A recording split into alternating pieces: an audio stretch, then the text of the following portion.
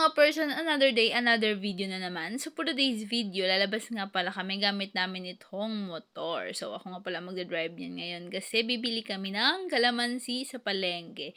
So usually pag bumibili kami ng kalamansi or ng mga gulay is inaagahan talaga namin para fresh yung mga makikita naming gulay sa palengke. So tamang pasikit lang kami dyan sa araw kasi napaka-healthy ng sikat ng araw sa umaga. So tamang kwentuhan kami dyan habang nagdadrive. Siyempre hindi mawawala yan, tamang kulitan habang nagdadrive. So yan, malapit na nga kami at nandito na kami sa kalagitnaan ng Imperial. So isa ito sa mga subdivision dito sa Cavite kung saan kami nakatira. So ito nga pala ang palengke ng Imperial. So dun pa ako sa palengke ng Buklod bibili ng kalamansi kasi nandun yung aming suki. Siyempre pag namamalengke dapat may suki para makatawad ng malaki, char.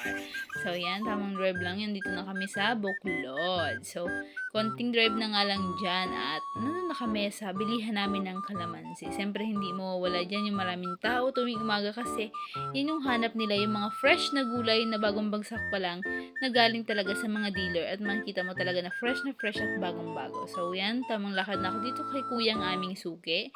So siyempre tawang-tawa muna, tamang chika-chika para naman makatawa dyan. So yan, tamang pili na ako ng kalamansi dyan at dahil tinatamad na akong pumili is kinuha ko na lang lahat. So yan, pinakilo ko nga at mahigit nga 2 kilo yan. So binayaran ko na, and after nun is umuwi na rin agad kami.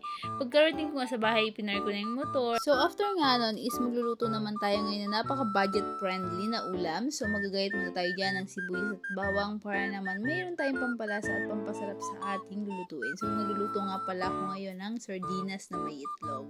So yan, tamang handa lang ako ng ingredients ko dyan. Siyempre na masarap to mga person kasi lalagyan mo lang yung sardinas ng itlog. Siyempre dudurugin mo muna yung sardinas, tapos lalagay mo yung itlog, then ilalagay mo yung mga pampalasa. So yan pala yung itsura niya. Durug na yung sardinas dyan mga pre.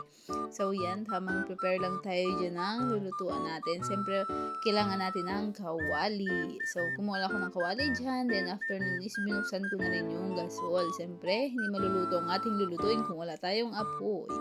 So yan, tamang intay lang ako na uminit yung kawali dyan. Then after nyan is nilagyan ko na rin ng oil nung mainit na yung ating kawali. Siyempre konting oil lang para healthy pa din. So tamang kalug-kalug lang ako ng kawali dyan. Kunyari, marunong siyempre sayaw-sayaw. Then after ng ilang minuto nung na-sure ko na mainit is nilagay ko na rin yung ating sibuyas at bawang para maluto na. So tamang halo lang ako dyan ng ating sibuyas at bawang at iintayin natin yan na maging golden brown. Parang golden brown lang yung gagawin natin dyan. So tamang halo lang ako dyan, tamang luto lang ng sibuyas at bawang. After a minute, ayan, nilagay na natin yung ating hinalong sardinas kanina na may kasamang itlog. So masarap yan guys.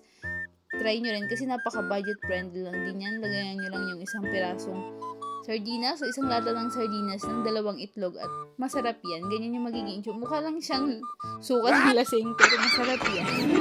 So tamang hintay lang tayong maluto dyan. Then after nga, ito na ang ating finished product. So ito ang ating sardinas na may itlog. So nilagay ko sa loob yun. Then after nyan is maliligo na ako. Siyempre, pagod, maligo. Kasi may pupuntahan ako ngayong araw na to kasi it's a Sabbath day. So, kailangan kong maligo kasi magsisimba ako ngayong araw na to. So, sa ating next vlog is ipapakita ko sa inyo kung paano kami sumimba. So, yan, tamang pasok na kasi after a minute, ayan, nakaligo na ang person. Mabango na, fresh na ulit. Then, yan, hanggang dito na lang. Bye-bye!